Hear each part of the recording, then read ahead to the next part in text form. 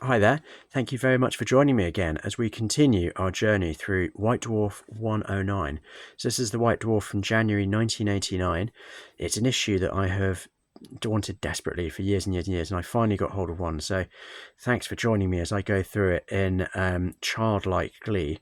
It's been brilliant. So we've looked at the beginning section, we've now looked at the Imperial Guard feature, which is like the Imperial Guard Codex, and now we've got the rest, the rest of the issue, and there's just so much to enjoy in these old White Dwarfs. So up top here, we've got a picture of the actual miniatures of the Goblin fanatics from Blood Bowl, and they're just brilliant. They're on pogo sticks. I mean, who came up with this? It's genius, and the models are absolutely fabulous as well. We've got some Imperial Guard Beastmen there. I never had them, and I would absolutely love them, so maybe one day. This Adaptus Mechanicus is a total classic. What a wonderful, legendary miniature.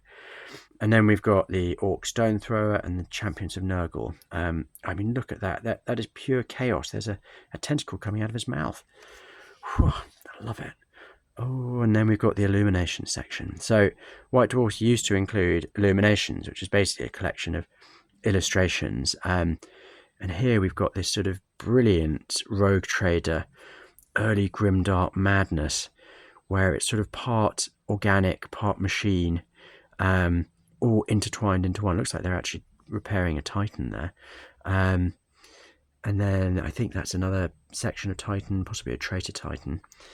And then we've got a Titan driver. Look at that fella. I mean, good lord. Yeah, I think it's he's gone a bit far for him. Now here we've got a doctor checking the pulse of someone looking very unwell. A Blood Bowl character there. There's a coach. And there we've got a Blood Bowl team. Looks like undead. So that would explain the undead coach, Necromancer. So yeah, absolutely glorious. Early mail order, happy days. And look at all the wonderful things that you could buy from the mail order team in those days. So you could get the Realms of Chaos books, you could get Adaptus Titanicus, a box set, Dark Future, the classic board game, Warhammer Fantasy Roleplay, the Imperial Guard box set, which I was rambling about in the last one. So that's the first ever box set I got. It was $9.99. That was actually quite a lot of money at the time.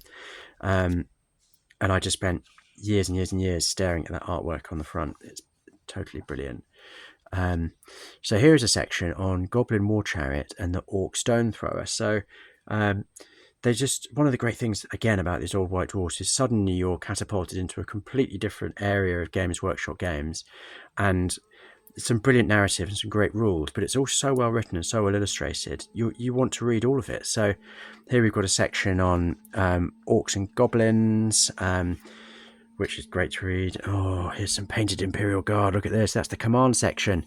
So I bought that blister pack when I was just a kid. And so you've got the commander, the sergeant, the captain, the orderly, and then some guardsmen below. Look at that early Terminator. I love him. Bring him back, I say. Again, I had him. I think I still got him somewhere. There's that brilliant old Golden Demon artwork with a genuine Golden Demon looking sort of bulbous. And now these are non-Games Workshop companies that are advertising within White Dwarf, which I love.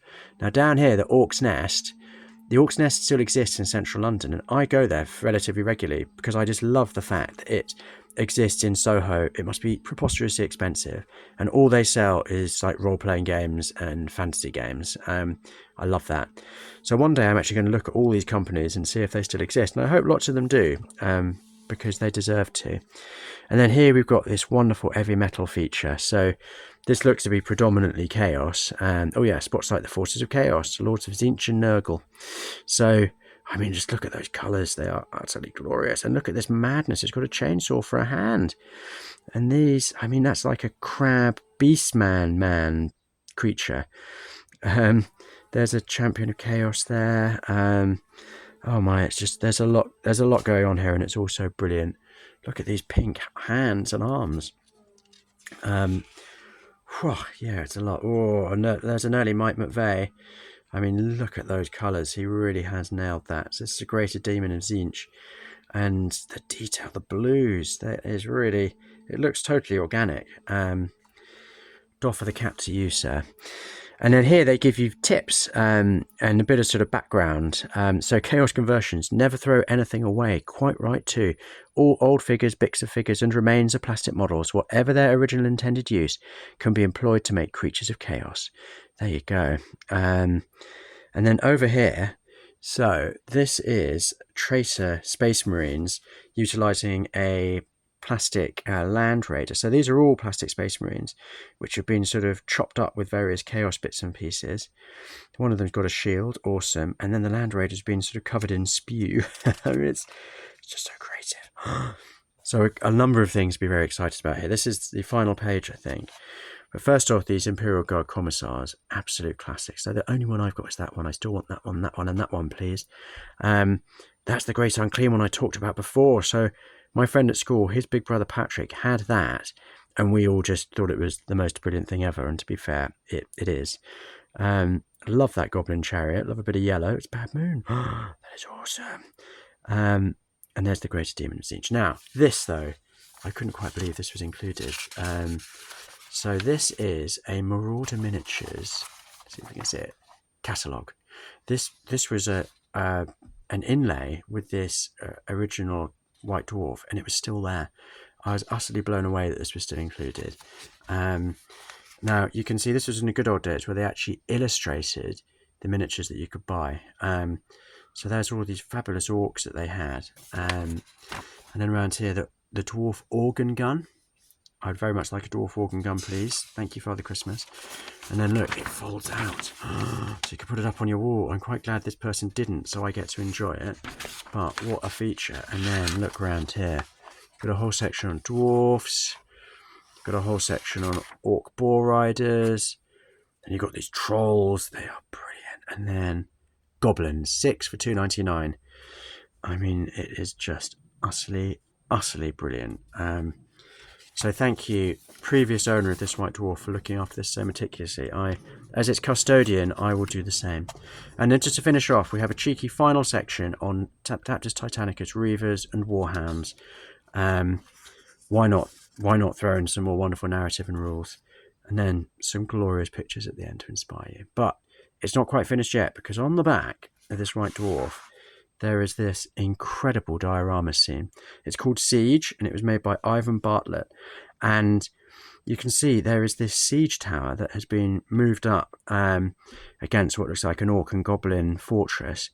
On the top, you've got these dwarves with a flame cannon about to go off. This guy's fighting off some goblins with a hammer. You've got these brilliant knights here swinging, really swinging for those orcs and goblins. Goblins having a shot at them with bows. And you've got more artillery down here and some menace-arms. And then you've got the poor old saps who have to push the war tower around. But then down here, look at this detail. You've got the miners underneath. Dwarves mining up, ready to attack these goblins. And the level of detail is insane. There's mushrooms, there's equipment, there's barrels. It's just absolutely mind-blowing. So exciting, so inspiring. It makes me want to go and build enormous dioramas. Maybe one day I'll have time. So there we have it. That was White Dwarf. Look at that wonderful spine colour as well. White Dwarf 109 from January 1989. An absolute vintage edition. Thank you so much for joining me to have a quick flick through it. And I'll see you next time. Thank you. Bye-bye.